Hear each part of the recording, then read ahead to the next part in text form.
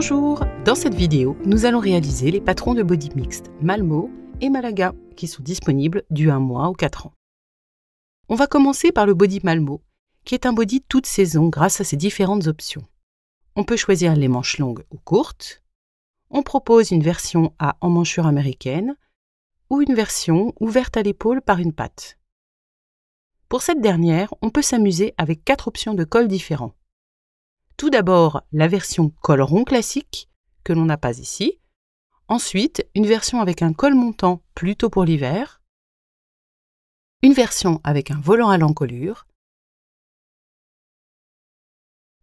Et enfin, une version avec une collerette. On peut également ajouter une poche si on le souhaite. Ensuite, il y a le body Malaga, qui est plutôt destiné à la saison chaude.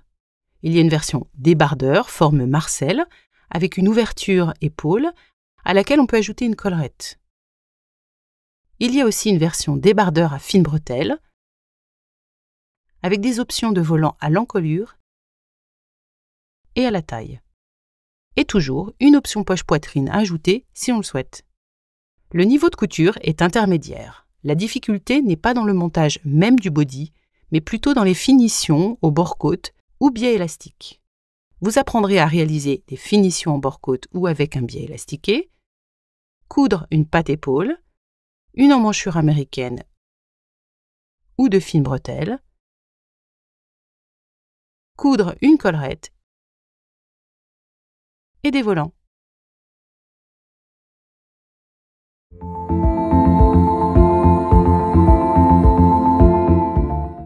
Pour les tissus, il faut impérativement une matière extensible. Ça peut être du jersey,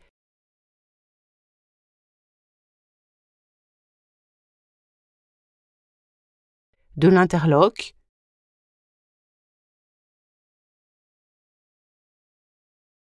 de la côte,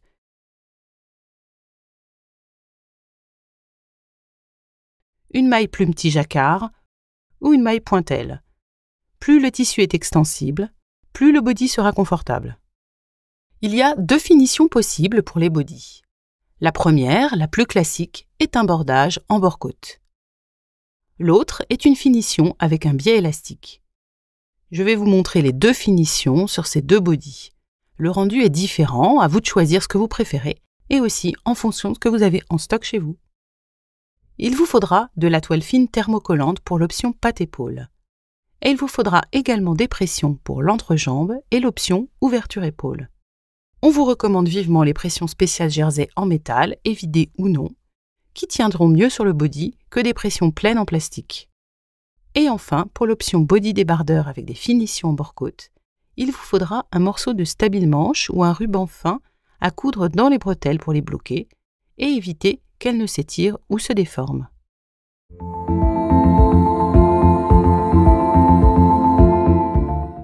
Le body peut se coudre aussi bien à la machine qu'à la surjeteuse. À la surjeteuse, le résultat sera net et rapide. Si vous avez en plus l'option recouvreuse, c'est vraiment l'idéal pour la pose du bord-côte. Mais c'est tout à fait faisable également à la machine à coudre. Il vous faudra par contre obligatoirement une aiguille jersey ou stretch qui ont le bout légèrement arrondi, ce qui permet de passer entre les mailles sans faire de trous. Il vous faudra également utiliser de préférence le point stretch pour toutes les coutures d'assemblage, ou le point droit, mais avec obligatoirement du fil mousse en canette. Ensuite, il est préférable d'avoir du fil mousse, mais ça n'est pas indispensable. Simplement, ça vous simplifiera la couture et vous assurera un meilleur rendu. Pour le fil mousse, il s'agit d'un fil élastique et résistant en polyamide ou en polyester en multifibre. Il a ce côté un peu duveteux et gonflant, ce qui le différencie des fils traditionnels. Il est beaucoup utilisé pour la lingerie ou les vêtements de sport, car il est légèrement élastique et très doux pour la peau. Il peut s'utiliser avec une surjeteuse dans le boucleur supérieur ou avec une machine à coudre classique en canette. C'est un achat que l'on vous recommande vraiment, car finalement on s'en sert très souvent.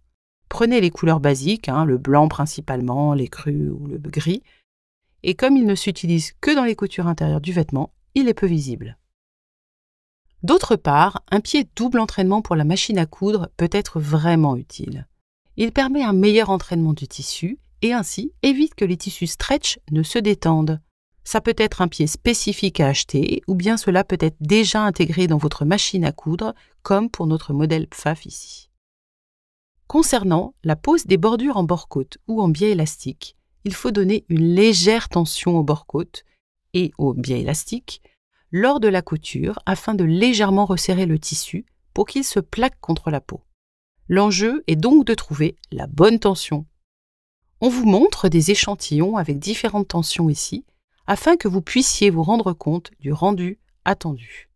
Ici, le bord-côte et le biais élastique n'ont pas été suffisamment étirés et le tissu a tendance à gondoler. Les finitions sont donc trop lâches et le body risque de bâiller et de ne pas être bien plaqué contre la peau. Ici, le biais et le bord-côte ont été trop étirés durant la couture et ont fini par froncer le tissu. Au porté, cela risque d'être trop serré et donc pas confortable. Et enfin ici, voilà les deux échantillons du bord-côte et du biais élastique dont la tension est bonne. On voit que le tissu est très légèrement resserré, mais sans froncer, et il se placera donc bien contre la peau. La règle d'or est donc de toujours étirer l'élastique ou le bord-côte, mais jamais le tissu. Une fois que vous aurez trouvé la bonne tension, c'est comme pour le vélo, ça ne s'oublie pas, et vous vous en souviendrez pendant toute la couture du body. On vous conseille également de faire des essais dès que vous changez soit de tissu, soit d'élastique ou de bord-côte, ou alors les deux, car tous sont différents et ne réagissent pas de la même façon à la couture. Pour ce patron, on ne vous a pas donné de mesure d'élastique ou de bord-côte indicatif dans le tutoriel, car vraiment trop de facteurs entrent en jeu et c'est impossible de donner une mesure applicable à tous les tissus, élastiques et machines à coudre. Personnellement, on a même remarqué des différences de tension en fonction de la machine à coudre utilisée. Il faut également penser que pour le bord-côte et le biais élastiqué, il y a 2 coutures pour les assembler. Chaque piqûre va donc avoir tendance à légèrement détendre le tissu malgré tout. Il faut donc anticiper ce facteur. Parfois, une première piqûre qui peut paraître trop tendue va s'avérer parfaite lors de la deuxième piqûre. À l'inverse, une tension parfaite lors de la première piqûre peut avoir tendance à trop se détendre lors de la deuxième piqûre. Donc, on ne le répétera jamais assez, mais le mieux, c'est de faire des essais avant de se lancer dans la couture de votre body. Ça ne prendra que quelques minutes, mais ça vous garantit un body avec de belles finitions. La couture du biais élastique ou du bord-côte dans les arrondis peut être un peu difficile. C'est le cas notamment au niveau des cuisses et de l'entrejambe. Dans ce cas, vous pouvez d'abord épingler votre biais ou votre bord-côte pour éviter qu'il ne bouge trop pendant la couture. Je vous montre ici en vidéo comment je couds du biais élastique dans l'arrondi de l'entrejambe. Je viens tendre légèrement le biais et je le maintiens contre le tissu avec mon doigt, aligné contre la lisière. Dans les arrondis prononcés, je fais la même chose et je déforme légèrement le tissu pour qu'il se présente dans l'alignement du pied de biche. En appliquant cette technique et en y allant progressivement, je n'ai pas besoin d'épingler le biais ou le bord-côte. J'ai également remarqué que ce n'était pas forcément la peine d'étirer le biais ou le bord-côte dans les arrondis, car cela a plutôt tendance à faire froncer le jersey.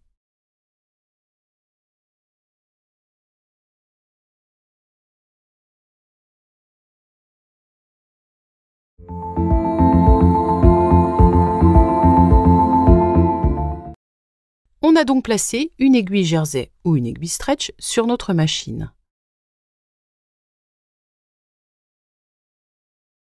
On peut aussi placer du fil mousse en canette.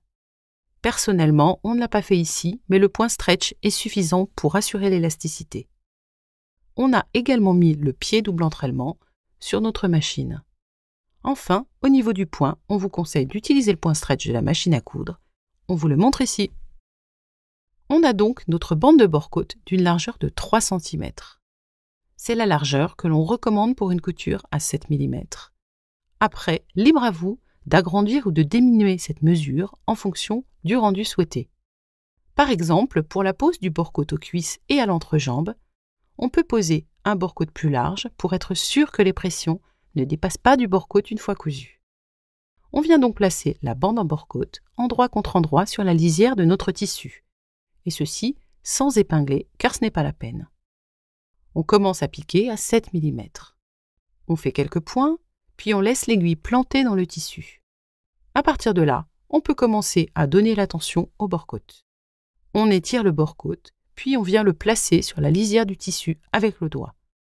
De cette façon, on s'assure d'étirer le bord-côte, mais surtout pas le tissu en dessous. Voilà ce que ça donne une fois cousu. On passe ensuite à l'aiguille double. On vous conseille d'utiliser une aiguille double de préférence stretch en 2,5 mm d'écartement pour la lingerie et les vêtements enfants de surcroît. Elle permet de faire des ourlets et des surpiqûres sur des tissus extensibles tout en gardant l'élasticité du tissu. Elle s'installe simplement à la place de l'aiguille traditionnelle sur la machine à coudre. Il faut ensuite enfiler les 2 fils supérieurs par le même chemin, un pour chaque aiguille, et on enfile un fil dans chaque aiguille. Alors soit vous avez 2 bobines de la même couleur, sinon vous pouvez utiliser une canette que vous aurez préalablement préparée en plus de la bobine. L'aiguille double s'utilise avec le point droit de la machine à coudre. Si on vous conseille l'utilisation de l'aiguille double pour de jolies finitions, il est toutefois possible de remplacer toutes ces coutures par un point zigzag.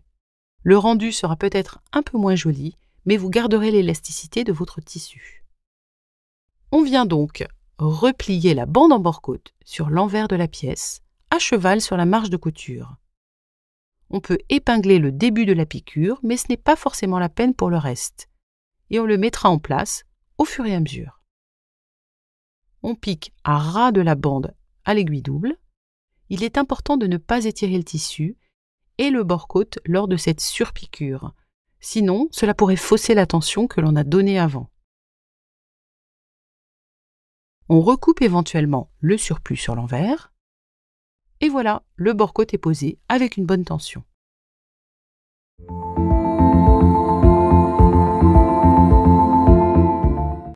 On peut utiliser un surjet 3 ou 4 fils. Ici, on a utilisé un surjet 4 fils. On a donc notre bande de bord-côte d'une largeur de 3 cm. C'est la largeur que l'on recommande pour une couture à 7 mm. Après, libre à vous d'agrandir ou de diminuer cette mesure en fonction du rendu souhaité. Par exemple, pour la pose du bord-côte aux cuisses et à l'entrejambe, on peut poser un bord-côte plus large pour être sûr que les pressions ne dépassent pas du bord-côte une fois cousu. On vient donc placer la bande en bord-côte endroit contre endroit sur la lisière de notre tissu et sans épingler car ce n'est pas la peine. On commence à piquer à 7 mm, on fait quelques points puis on laisse l'aiguille plantée dans le tissu. À partir de là, on peut commencer à donner la tension au bord-côte. On étire le bord-côte puis on vient le placer sur la lisière du tissu avec le doigt. De cette façon, on s'assure d'étirer le bord-côte, mais surtout pas le tissu en dessous. Voilà ce que ça donne une fois cousu.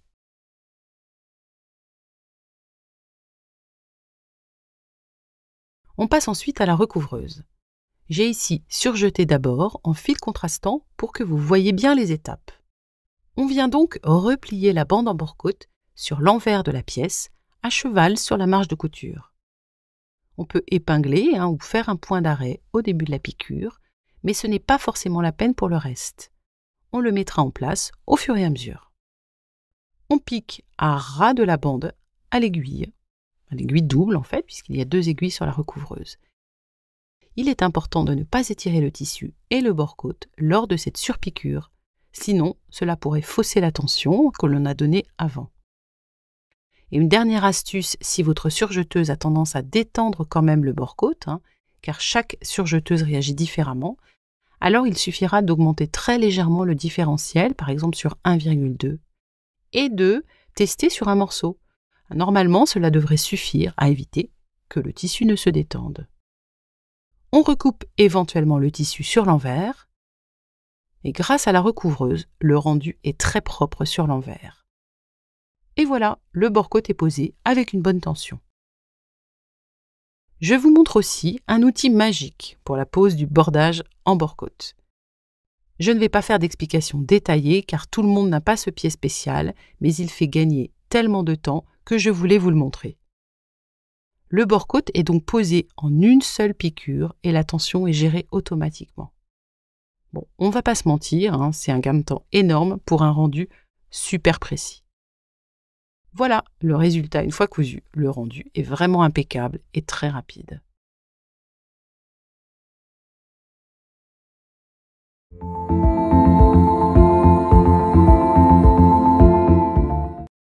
On a donc placé une aiguille jersey ou stretch sur notre machine. On peut aussi placer du fil mousse en canette. Personnellement, on ne l'a pas fait ici, mais le point zigzag est suffisant pour assurer l'élasticité. On a également mis le double entraînement sur notre machine. Et enfin, au niveau du point, il faut régler le point zigzag. Il faut que le point soit assez haut et pas trop serré pour qu'il soit élastique. Personnellement, on a utilisé une largeur de 1,5 mm sur une hauteur de 3 mm. Dans certains cas, il est également possible d'utiliser le point stretch de votre machine à coudre. Voilà à quoi ressemble du biais élastique. C'est en fait un élastique plutôt large qui présente une rainure sur le milieu pour pouvoir le plier en deux. Il en existe des mats, des esprits de jean, des brillants, des pailletés lurex. Certains peuvent également s'utiliser des deux côtés. On place le biais envers contre envers sur la lisière du tissu. Ce n'est pas la peine d'épingler. On va piquer au point zigzag ou au point stretch au ras de la lisière basse du biais. On fait quelques points, puis on laisse l'aiguille plantée dans le tissu. À partir de là, on peut commencer à donner de la tension au biais. On étire le biais, puis on vient le placer sur la lisière du tissu avec le doigt.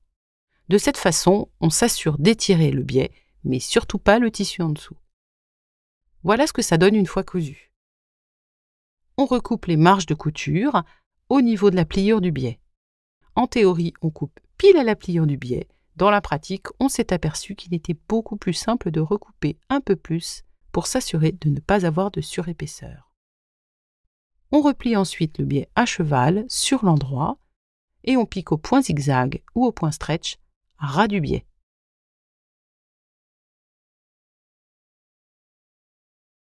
Voilà ce que ça donne une fois cousu avec une bonne tension.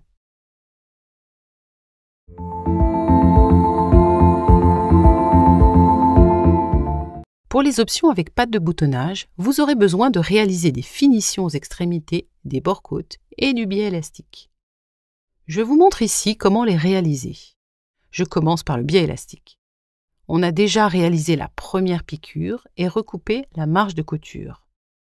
On plie les extrémités du biais, endroit contre endroit, dans sa longueur. Et on va piquer au plus proche du bord de l'encolure. Pour être bien précis, on peut utiliser le point droit de la machine.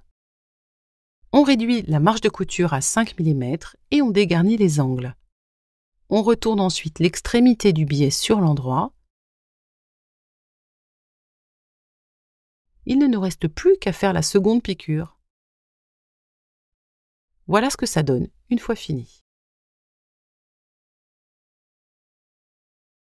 Pour le bord-côte, on a déjà fait la première piqûre. On vient plier les extrémités du bord-côte, endroit contre endroit, dans sa longueur. Avec une bande de 3 cm, le bord-côte est censé être légèrement plus long sur l'envers. On peut donc faire légèrement dépasser la lisière accrue, plutôt que de les aligner parfaitement. On pique au plus proche du bord de l'encolure. Pour être bien précis, on peut utiliser le point droit de la machine. On réduit la marge de couture à 5 mm et on dégarnit les angles. On retourne ensuite l'extrémité du bord-côte sur l'endroit. Il ne reste plus qu'à faire la seconde piqûre à l'aiguille double ou à la recouvreuse. Voilà ce que ça donne une fois cousu. Pour certaines coutures, notamment les finitions entre jambes et cuisses, il est possible qu'une seule bande en bord-côte dans une laise de 70 cm soit trop petite pour réaliser la finition entière. Dans ce cas, on place endroit contre endroit 2 bandes en bord-côte et on pique à 7 mm leurs petits côtés. On ouvre la couture au fer pour éviter les surépaisseurs et on a maintenant une bande beaucoup plus longue en bord-côte. Pour toutes les options avec volant ou collerette, il vous faudra réaliser la finition au bas du volant. On vous propose plusieurs finitions possibles. La plus simple est de laisser le bord accru. La maille ne s'effiloche pas, mais roulottera légèrement.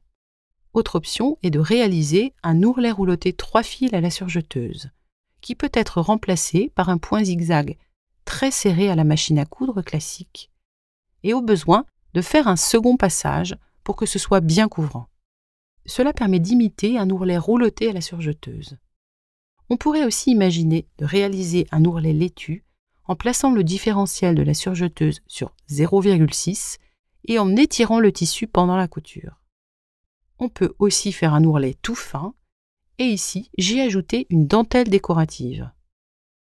Et enfin, je me suis aussi amusée avec les différents points de notre machine Pfaff, avec ici un point festonné. En mettant un papier de soie sous le tissu, au moment de la broderie, le jersey ne s'étire pas et la broderie est parfaite. Ensuite, il ne reste plus qu'à découper le tissu autour des festons. Vous avez donc un grand nombre de possibilités, et bien à vous de vous amuser.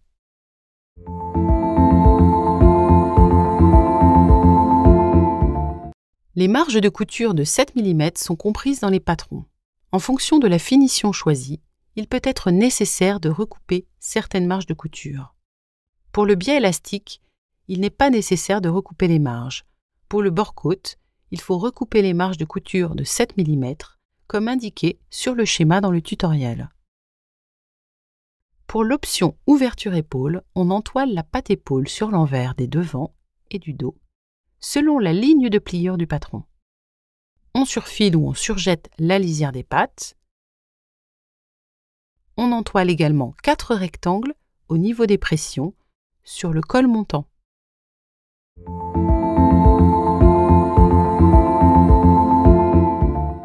On réalise un rentré de 1,5 cm en haut de la poche et on épingle. Puis on repasse et on pique. On aurait aussi pu surfiler les 4 côtés de la poche, mais personnellement, je ne l'ai pas fait ici, car ce n'est pas indispensable étant donné que la maille ne s'effiloche pas. Et surtout, je trouve que cela évite des surépaisseurs inutiles et ça garantit une poche bien plate. On repasse des rentrées de 7 mm sur les 3 autres côtés.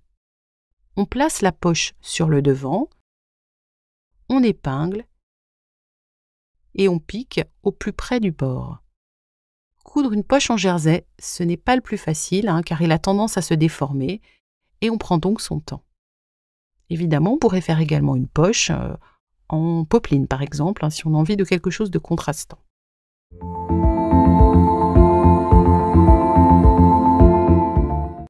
On réalise les finitions des encolures devant et dos, au bord-côte ou au biais élastique. On place les épaules du dos au-dessus de celles du devant, en faisant correspondre les repères d'épaule. J'en profite pour vous parler de la pose du biais élastique. J'ai commencé par le dos, et comme on peut le voir, j'ai un peu trop tendu le biais. J'ai donc réduit la tension sur le devant, qui est beaucoup mieux. On épingle, puis on pique dans la marge de couture, le long des emmanchures, où les pièces se superposent.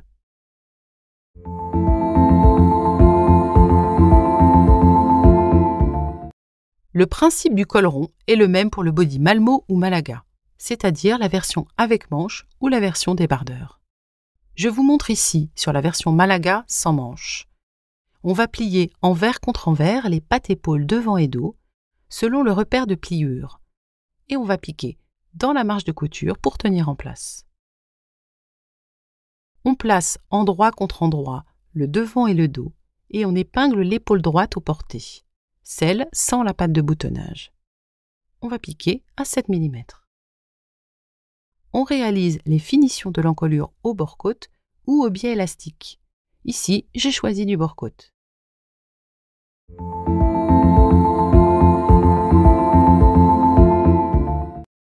Le principe de la collerette est le même pour le body Malmö ou Malaga, c'est-à-dire la version avec manche ou débardeur. Je vous montre ici sur la version Malmö à manches. On va plier envers contre envers les pattes épaules devant et dos selon le repère de pliure. Et on pique dans la marge de couture pour tenir en place. On place endroit contre endroit le devant et le dos et on épingle l'épaule droite au porté, celle sans la patte de boutonnage. On pique à 7 mm. On réalise la finition du bas et sur les deux petits côtés de la collerette. Ici, j'ai choisi de faire un rouleté fantaisie. On pique 2 lignes de fronce sur le long côté non fini de la collerette avec un point long et une faible tension de fil. On fait attention à ne pas arrêter les fils en début et en fin de piqûre. Puis, on vient placer l'envers de la collerette sur l'endroit de l'encolure et on fait correspondre les repères. La collerette doit se terminer au niveau de l'extrémité de la patte devant. Au niveau du repère épaule de la patte dos, on tire sur les fils de fronce de la canette jusqu'à ce que la collerette froncée soit de même longueur que l'encolure.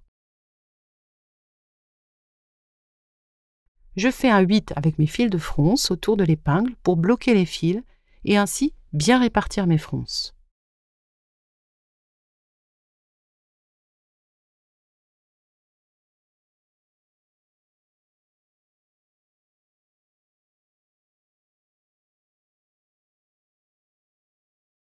Je pique dans la marge de couture pour tenir la collerette en place. On réalise les finitions de l'encolure au bord-côte ou au biais élastique. La collerette a donc été prise en sandwich. Ici, j'ai choisi du bord-côte. N'hésitez pas à allonger la bande si vous voulez un résultat plus froncé et à élargir en fonction du résultat souhaité. Comme la pièce est un rectangle, c'est très facile à adapter.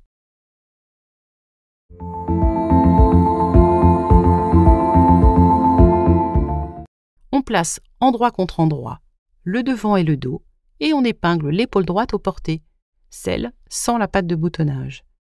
On pique à 7 mm. On place endroit contre endroit les deux cols et on épingle. Normalement, j'aurais dû entoiler le col au niveau des pressions devant et dos, mais ici, j'ai oublié de le faire au dos.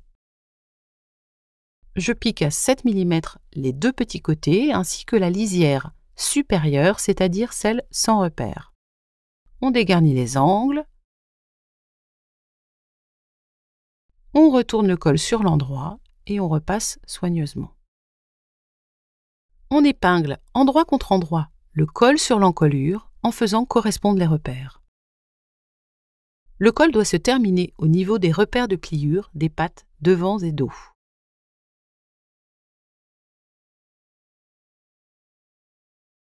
Alors, on plie endroit contre endroit les pattes épaules selon le repère de pliure. Le col est donc pris en sandwich. On épingle, puis on pique à 7 mm tout le long de l'encolure. On va dégarnir les angles. Là, je ne le fais pas car j'ai surjeté et cela risquerait de défaire la couture. J'aurais dû plutôt piquer à la machine à coudre. On va retourner les pattes sur l'envers du body.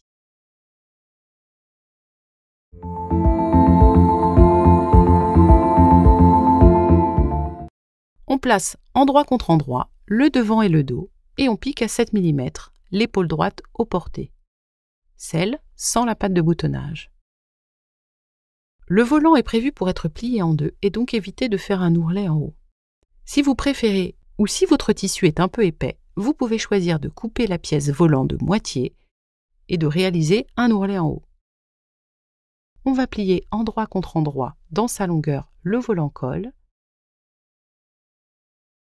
et on pique à 7 mm ces deux petits côtés.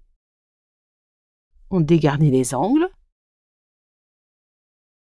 On retourne le volant sur l'endroit en prenant soin de bien retourner les angles et on repasse. On va réaliser 2 lignes de fronce sur le long côté non replié du volant. On fait ça avec un point long et une faible tension de fil. Et attention bien sûr à ne pas arrêter les fils en début et en fin de piqûre. On va alors épingler endroit contre endroit le volant sur l'encolure en faisant correspondre les repères. Le volant doit se terminer au niveau des repères de pliure des pattes devant et dos. On fait attention en plaçant le volant à bien mettre la partie devant sur le devant. Cela a une importance pour les repères et la répartition des fronces. On va tirer sur les fils de fronce du volant jusqu'à obtenir un volant de la même longueur que l'encolure. Je vais faire un 8 avec mes fils de fronce autour de l'épingle pour bloquer les fils et ainsi bien répartir mes fronces.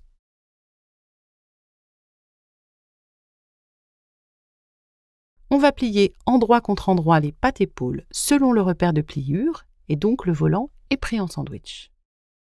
On épingle et on va piquer à 7 mm tout le long de l'encolure. On dégarnit les angles, mais là je ne le fais pas car j'ai surjeté et ça risquerait donc de défaire la couture. On retourne les pattes sur l'envers du body. Voilà, une fois fini avec les fils de fronce retirés et le col repassé. Si le col a du mal à tenir en place, on peut surpiquer la marge de couture au corps avec un point stretch ou à l'aiguille double. Mais il faut surtout faire attention à ne pas détendre l'encolure en piquant.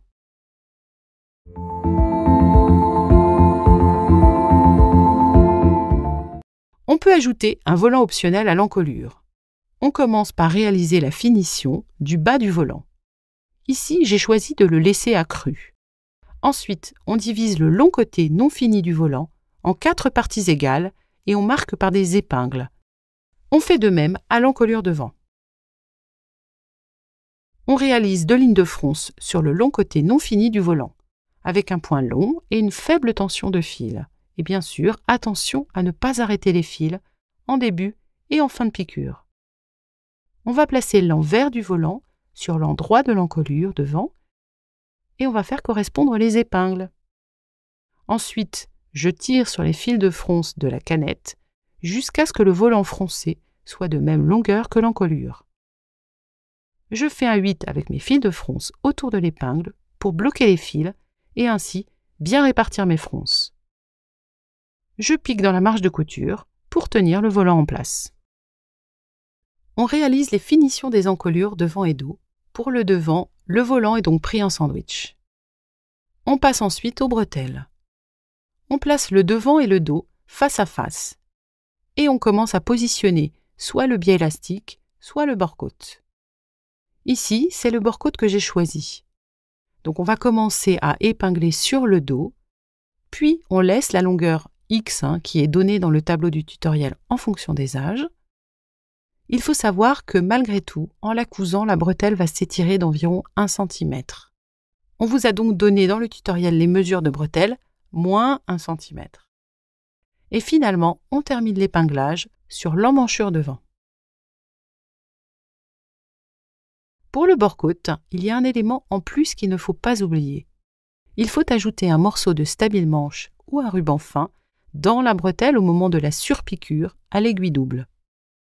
Ici, j'ai choisi du stabile-manche que j'ai directement thermocollé sur la partie libre de la bretelle. Je replie donc mon bord-côte vers l'envers du vêtement et je le replie sur lui-même au niveau de la partie libre des bretelles.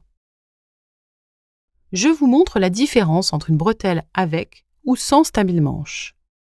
On se rend bien compte déjà, après la surpiqûre à l'aiguille double, que la bretelle à droite sans stabile-manche s'est un peu détendue. Ici, une bretelle cousue avec du stabile-manche, elle est bloquée et ne se déforme pas. Ici, la bretelle sans stabile-manche ou ruban, quand je l'étire, elle se détend et ne reprend pas sa forme. On se rend donc bien compte de la différence de taille que cela engendre. Il ne nous reste plus qu'une étape pour bien finir la bretelle. Il faut recouper le surplus qui dépasse sur l'envers. Et voilà ce que ça donne une fois fini.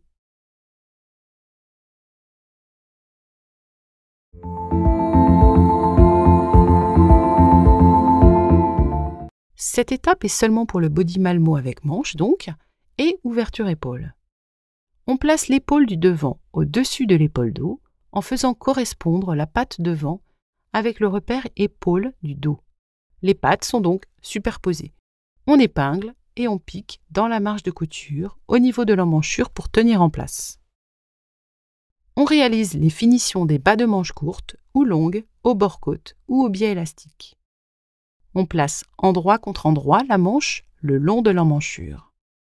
On aligne d'abord le milieu de la tête de manche avec le repère épaule, puis les repères dos et devant. On épingle le long de l'emmanchure et on pique à 7 mm du bord et on surfile les lisières ensemble. On va répéter sur l'autre manche. Dans la version débardeur Marcel, il faut également réaliser les finitions de l'emmanchure sans patte-épaule, au biais élastique ou au bord-côte. On commence par les versions à manches. On va placer endroit contre endroit les dessous de manches ensemble, puis les lisières côté du corps ensemble. Au niveau de la couture bas de l'emmanchure, on va aligner soigneusement les coutures. On épingle en alignant aussi soigneusement le bas des manches. Puis on pique en une seule piqûre le dessous de manche, puis le côté. On fait ça sur un seul côté, et on surfile ou on surjette les lisières ensemble. Pour les versions débardeur et débardeur Marcel, on procède de la même façon en plaçant endroit contre endroit le devant et le dos. On épingle et on pique à 7 mm un seul côté.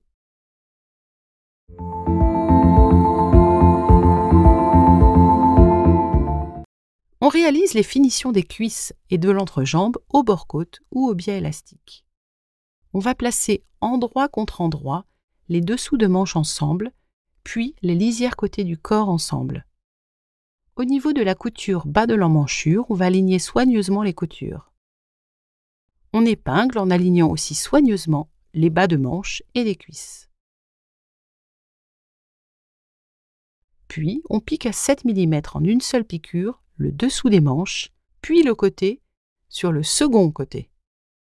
On surfile ou on surjette les lisières ensemble. On fait de même pour les versions débardeur ou Marcel. Pour le Marcel uniquement, il faut maintenant réaliser les finitions de la seconde emmanchure, celle avec la patte-épaule, soit au biais élastique, soit au bord-côte.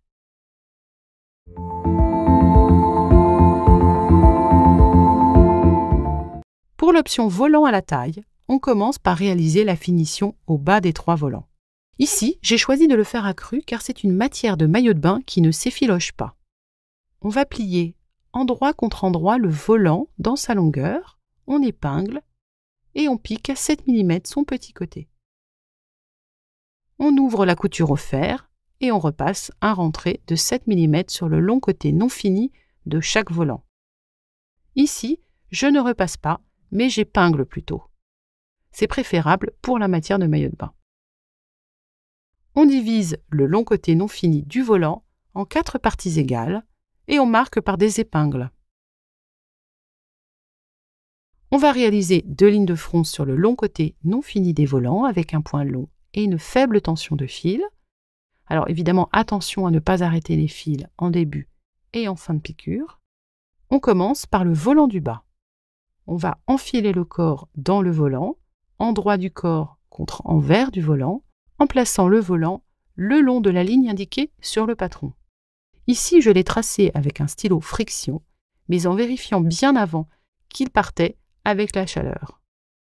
On va faire correspondre les épingles avec les coutures côté et les milieux devant et dos du corps. On va tirer sur les fils de fronce de la canette jusqu'à ce que le volant froncé soit de même longueur que le corps. Je commence par répartir les fronces sur le devant, puis je ferai le dos. Cette étape est un peu longue à réaliser quand même. Je fais un 8 avec mes fils de fronce autour de l'épingle pour bloquer mes fils et ainsi bien répartir mes fronces. Ensuite, je vais piquer le volant en place en piquant en même temps l'ourlet précédemment repassé sur le haut du volant. Il faut que cette couture soit bien extensible pour ne pas bloquer l'élasticité du body. Il faut donc le piquer au point zigzag ou au point stretch. Ensuite, on va répéter ces étapes pour les 2 autres volants. Voilà ce que ça donne une fois fini. N'hésitez pas à revoir les proportions et le positionnement des volants, car comme la pièce est un rectangle, c'est très facile à adapter. On couche les marges de couture des finitions biais élastiques ou bord-côte de la cuisse, des emmanchures ou des bas de manche vers le dos et on surpique sur quelques millimètres. Il ne nous reste plus qu'à poser les pressions. On pose les 3 pressions à l'entrejambe, quelle que soit la version. Le devant vient se positionner au-dessus du dos. Les pressions mâles se posent sur le dos, les pressions femelles sur le devant. Pour les options avec ouverture épaule, on vient également poser les pressions sur la patte épaule.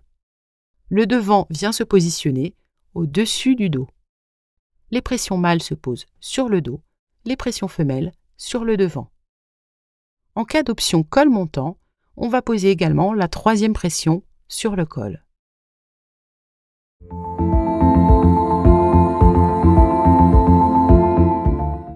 Ce body Malaga a été fait pour une version maillot de bain.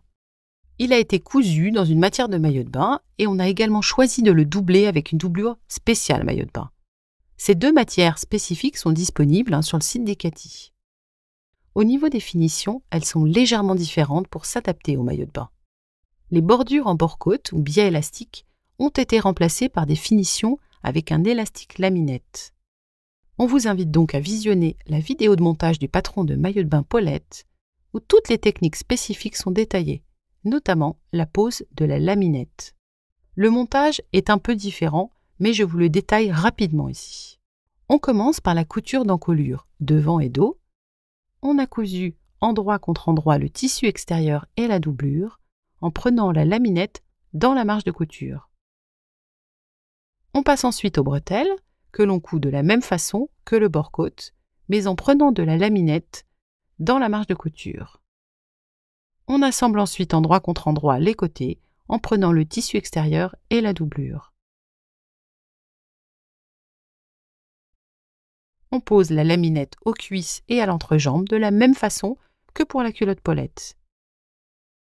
Au niveau de l'entrejambe, on a choisi de garder l'ouverture pressionnée, mais on pourrait également superposer les devants et dos et piquer ensemble pour ne pas avoir d'ouverture entre jambes. Et voilà comment transformer les bodys Malmo et Malaga en maillot de bain. Avec ces 2 patrons, vous avez 2 bons basiques à décliner avec plein de versions différentes. On vous a proposé plusieurs options, maintenant c'est à vous de vous amuser avec. On peut imaginer des découpes, si vous le faites avec des petites chutes de tissu ou un dos et un devant différents dans différents jerseys. La poche est aussi parfaite pour être brodée avec un petit mot ou un petit motif. Pour le col montant, on pourrait imaginer un ourlet rouloté 3 fils avec un différentiel à 0,6 sur la surjeteuse pour donner un effet volonté ou un ourlet laitue. Il faut alors étirer aussi le tissu pendant qu'on réalise le rouloté afin de créer cet effet volonté. Pour le débardeur Marcel, on pourrait imaginer d'enlever la patte de boutonnage épaule si la tête de votre enfant passe sans. Ou on pourrait aussi légèrement modifier le patron pour arrondir la patte de boutonnage épaule et ainsi poser la finition en biais élastique ou en bord-côte en une seule fois en suivant l'arrondi. Et pour les options volant de la version débardeur, on pourrait utiliser un autre tissu, même un tissu non stretch comme une petite popeline. Et pour l'option collerette des 2 patrons, on pourrait imaginer d'utiliser aussi une bande de broderie anglaise, comme ici. Et voilà, vos bodys Malmo et Malaga sont terminés. On a essayé de faire une vidéo vraiment détaillée sur les techniques et les fournitures spécifiques à la couture du body. On espère que ça vous sera utile. Et bien maintenant, c'est à vous de jouer.